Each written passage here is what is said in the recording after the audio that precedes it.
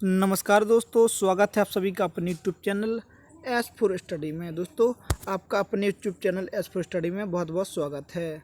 दोस्तों, आज हम आपके लिए लेकर आए हैं 1857 क्रांति की असफलता के कारण। दोस्तों, हमारे चैनल का नाम है एस फॉर स्टडी। दोस्तों, इसको आपको सब्सक्राइब करना है और हाँ, वीडियो को लाइक भी करना है। लेकिन इसके लिए एक शर्त है, अगर आपको यह वीडियो अच्छी लगे तो इस वीडियो को लाइक करना है और चैनल को सब्सक्राइब करना है। दोस्तों, आज का क्वेश्चन हम काफ़ी मोस्ट क्वेश्चन लेके आए हैं जो एमपीपीएससी मेंस और यूपीएससी में आ सकता है। दोस्तों, चलिए तो आपको बताते हैं। और अगर आप बीए कर रहे हैं और हिस्ट्री सब्जेक्ट लिए हैं तो यह क्वेश्चन परीक्षा की दृष्टि से काफ़ी ज़्यादा मोस्ट है। दोस्तों, 1857 क्रांति की असफलता के क्या कारण थे? दोस्तों, इसके ऊपर हम आज काफ़ी व्याख्या में डिटेल वाइज आपको बताएंगे। तो चलिए बिना टाइम कमाए आपको बताते हैं। दोस्तों, आप जैसा कि पता होगा कि 1857 क्रांति मंगल पांडे के द्वारा, कुछ विद्वानों का ऐसा कहना है कि इनके द्वारा असफल हुई थी। तो चलिए दोस्तों, इसके ऊपर हम थोड़ा विस्तृत जानकारी प्राप्त करते हैं।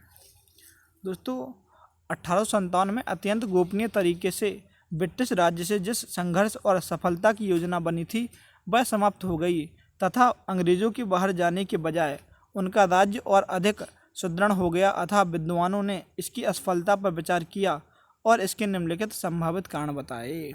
दोस्तों, यह क्रांति काफ़ी ज़्यादा मुश्किल थी भारतीयों को स्वतंत्रता के लिए। दोस्तों, क्योंकि इस दिन अगर यह सफल हो जाती तो भारत 100 साल पहले आज़ाद हो जाता। तो चलिए दोस्तों, इसके कारण आपको बताते हैं हम। दोस्तों, पहला कारण था अनुशासन भंग करना। दोस्तों, इसमें संदेह नहीं था कि योजना अति गुप्त थी और 10 मई क्रांति का दिवस था जिसके अनुसार ब्रिटिश सेनाएं और स्वतंत्र राज्यों की सेनाएं क्रांति करती और दिल्ली पहुंचकर विशाल संख्या में चारों ओर से ब्रिटिश राज्य पर आक्रमण कर देती। दोस्तों, उसी समय भारतीय राज्यों के अंदर संघर्ष छेड़ देती, परंतु मंगल पांडे ने निर्धारित दिन से पहले शस्त्र उठाकर क्रांति की सफलता कर अनिश्चितता का प्रश्न लगा दिया। दोस्तों, वास्तव में मेरठ में भारतीय बल बहुत कम था और वहां सबसे अंत में संघर्ष करना निश्चित था, परंतु यही संघर्ष सर्वप्रथम आरंभ हुआ।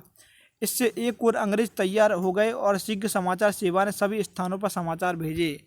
दोस्तों, अंग्रेजी सेनाओं ने भारतीयों से शस्त्र वापस ले लिए और अथाह विवश होकर अनेक स्थानों पर भारतीय सैनिकों को उनके निर्धारित शस्त्र वापस ले लिए। इस प्रकार संपूर्ण योजना अवस्था में बदल गई। चलिए दोस्तों, अब दूसरे कारण की ओर ध्यान देते हैं हम। दोस्तों, जैसे आपने पहला कारण देख लिया होगा कि मंगल पांडे ने जिस दिन 10 मई के दिन क्रांति का दिवस था उससे पहले ही क्रांति छेड़ दी थी, जिससे काफ़ी जो अधिक क्या है दोस्तों, पहले टीवी या टेलीविज़न तो हुआ नहीं करते थे जिससे सूचना जल्दी प्राप्त हो। इससे कुछ राज्य अनिश्चितता में रह गए कि संघर्ष कब करना है और यही सूचना अंग्रेजों को मिल गई, जिससे उन्होंने भारतीय सेना से शस्त्र रखवा लिए। चलिए दोस्तों, दूसरे कारण की ओर ध्यान देते हैं। दोस्तों, अगला कारण है कि सीमित क्षेत्र। दोस्तों, कुछ विद्वानों का मत है क्रांति का क्षेत्र सीमित था। दोस्तों, नर्मदा के दक्षिण में सिंध, राजपूताना और पूर्वी बंगाल में उसका कोई प्रभाव नहीं था। यह प्रदेश ऐसे प्रदेश थे जो दूर थे।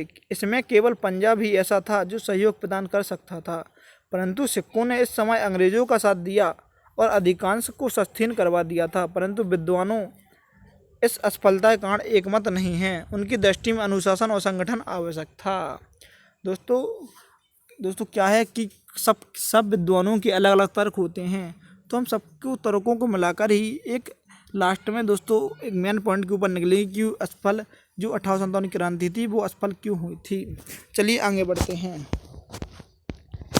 दोस्तों, अगला जो रीजन था वह था कि सभी नरेशों द्वारा साथ ना देना। दोस्तों, सभी नरेशों के द्वारा साथ ना देना। भारत में अनेक राज्य ऐसे थे, यदि वे क्रांतिकारियों का साथ देते तो सफलता मिल सकती थी, जैसे सिंधिया, होलकर, निजाम आदि।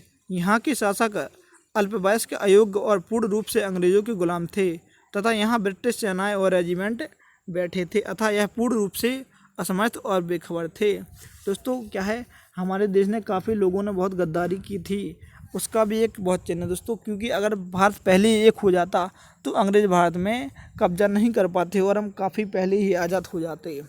चलिए दोस्तों, अगले रीजन की ओर आगे बढ़ते हैं। अगला रीजन है ब्रिटिश फौजों की वापसी। दोस्तों, ब्रिटिश फौजों की अब वापसी।